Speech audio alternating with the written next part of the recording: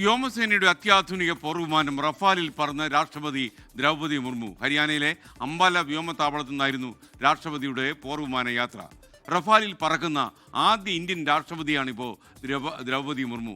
ഈ റിപ്പോർട്ടോടെ ഇന്നത്തെ prime time പൂർത്തിയാകുന്നു. നിങ്ങൾക്കൊരു നല്ല രാത്രി ഞാൻ നേരുന്നു. Good night.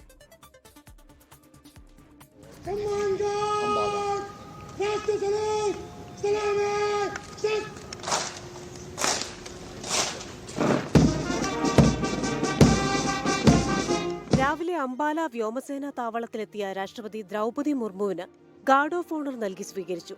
തുടർന്ന് വ്യോമസേനാ മേധാവി എയർ ചീഫ് മാർഷൽ AP സിംഗിന്റെയും മുതിർന്ന ഉദ്യോഗസ്ഥരുടെയും സാന്നിധ്യത്തിൽ സർവ്വസൈന്യാധിപ റഫാൽ കോക്പിറ്റിലേക്ക്.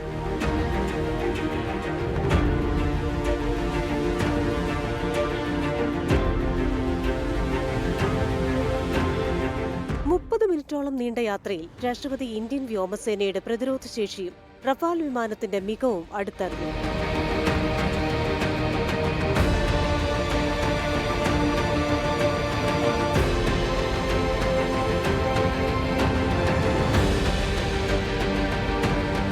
ഫ്രഞ്ച് നിർമ്മിത 4ാം തലമുറ പോർവിമാനമായ റഫാൽ 2020 ഇന്ത്യൻ വ്യോമസേനയുടെ ഭാഗമായ ശേഷം രാജ്യത്തിന്റെ വ്യോമ പ്രതിരോധ രംഗത്തെ നിർണായക ശക്തിയായി മാറിയിരുന്നു.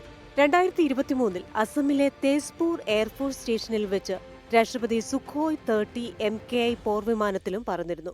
മുൻ രാഷ്ട്രപതിമാരായ APJ അബ്ദുൽ കലാം, പ്രതിഭാ പാട്ടീൽ എന്നിവരും സുഖോയ് വിമാനത്തിൽ യാത്ര ചെയ്തിട്ടുണ്ട്. 24 ഡൽഹി. ലോകത്തെവിടെയായാലും ഏത് സമയത്തും 24 വാർത്തകളും ഓഗ്മെന്റഡ് റിയാലിറ്റി പാക്കേജുകളും എക്സ്പ്ലെയിനറുകളും വിശദമായി കാണാൻ ഞങ്ങളുടെ യൂട്യൂബ് ചാനൽ നിങ്ങൾക്ക് സബ്സ്ക്രൈബ് ചെയ്യാം.